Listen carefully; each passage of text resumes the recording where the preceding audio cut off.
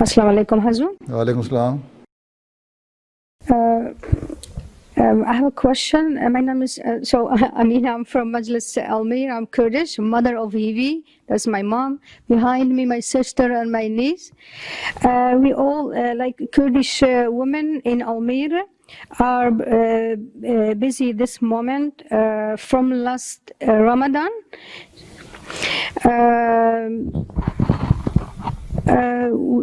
So we are busy with online tabligh, alhamdulillah.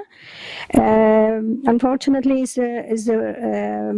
after Ramadan is a big group still going on, but that group is non-Ahmadi Muslim are busy to sorry.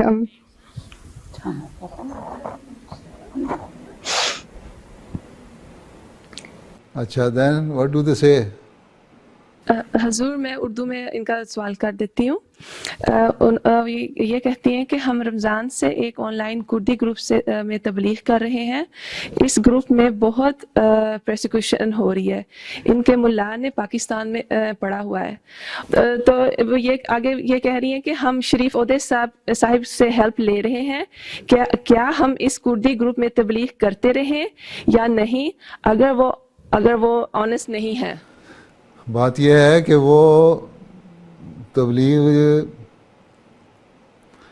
تو شک اگر صرف اس نے بحث برائے بحث کرنی ہے تو اس کا فائدہ کوئی نہیں ہے وقت ضائع کرنے کا. اس سے بہتر ہے کہ کچھ بہتر لوگوں کو اپروچ کریں اور ان کو تبلیغ کریں جو سننے والے بھی ہوں. اور جس نے صرف جو ڈھیٹ ہے اور جس نے بحث کرنی ہے اور اعتراض پہ اعتراض کرتے رہنا ہے اور کوئی سینس والی بات نہیں کرنی تو اس پہ وقت ضائع کرنے کی ضرورت کیا ہے؟ اگر تو وہ نیت اس کی نیک ہے, وہ سننا چاہتا ہے اور اپنے جو اس کا ہے اخلاق کے دائرے میں مورل کوڈز کے اندر رہنا چاہتا ہے, رہ کے بات کرتا ہے, پھر تو ٹھیک ہے, بات ہو سکتی ہے.